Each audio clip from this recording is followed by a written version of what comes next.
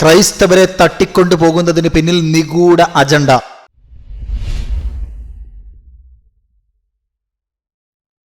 ഞെട്ടിക്കുന്ന വെളിപ്പെടുത്തലാണ് പുറത്തു വന്നിരിക്കുന്നത്. വടക്കൻ മധ്യ നൈജീരിയയിലെ ക്രിസ്ത്യൻ സമൂഹങ്ങളെ ലക്ഷ്യം വെച്ചുകൊണ്ട് ഇസ്ലാമിക തീവ്രവാദികൾ നടത്തി വന്നിരുന്ന കൂട്ട തട്ടിക്കൊണ്ടുപോകലുകൾ ആസൂത്രിതമായ സാമ്പത്തിക അധിനിവേശമാണ് എന്നതാണ് വെളിപ്പെടുത്തൽ. മോചനദ്രവ്യത്തിലൂടെ ഭീകരപ്രവർത്തനത്തിന് ഫണ്ട് സ്വരൂപിക്കുന്നതിനോടൊപ്പം ക്രൈസ്തവ ഗ്രാമങ്ങളിലെ ദാരിദ്ര്യത്തിലേക്ക് തള്ളിവിടുകയാണ് ഇവരുടെ ലക്ഷ്യം എന്ന് അന്താരാഷ്ട്ര നിരീക്ഷകർ ചൂണ്ടിക്കാട്ടുന്നു. അമേരിക്കൻ മാധ്യമമായ ഫോക്സ് ന്യൂസ് ആണ് ഈ ഞെട്ടിക്കുന്ന വിവരങ്ങൾ പുറത്തുവിട്ടിരിക്കുന്നത്.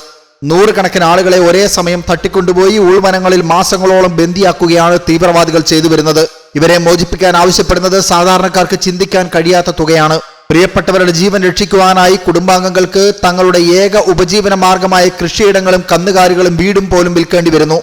ഇതോടെ ക്രൈസ്തവ സമൂഹം പൂർണ്ണമായും പാപ്പരാവുകയും തീവ്രവാദികൾ സാമ്പത്തികമായി കരുത്താർജിക്കുകയും ചെയ്യുന്ന അവസ്ഥയാണ് നൈജീരിയയിലുള്ളത് എന്നാണ് observatory for religious freedom in ആഫ്രിക്കയുടെ പ്രതിനിധി സ്റ്റീവൻ കർഫാസ് പറയുന്നത്. വിശ്വാസത്തിന്റെ പേരിൽ പീഡിപ്പിക്കുന്നവരെ പിന്തുണയ്ക്കുന്ന ഓപ്പൺ ഡോഴ്സ് എന്ന സംഘടനയുടെ കണക്കനുസരിച്ച് 2020 2025 ഇടയിൽ 4407 ക്രൈസ്തവരാണ് ഇത്തരത്തിൽ തട്ടിക്കൊണ്ടുപോകപ്പെട്ടത്. സമ്പാദ്യമെല്ലാം നഷ്ടപ്പെട്ട് ജീവൻ മാത്രം ബാക്കിയാകുന്നതോടെ പല കുടുംബങ്ങൾക്കും പലായനം ചെയ്യേണ്ടി വരുന്നു. ക്രൈസ്തവ ഗ്രാമങ്ങളെ ഇല്ലാതാക്കി ഇസ്ലാമിക മേധാവിത്വം സ്ഥാപിക്കാനുള്ള നിഗൂഢമായ ആസൂത്രണം ഇതിന് പിന്നിലുണ്ട് എന്നാണ് സംഘടനയുടെ CEO ഹെൻറിയേറ്റ ബ്ലൈറ്റ് വ്യക്തമാക്കുന്നത്.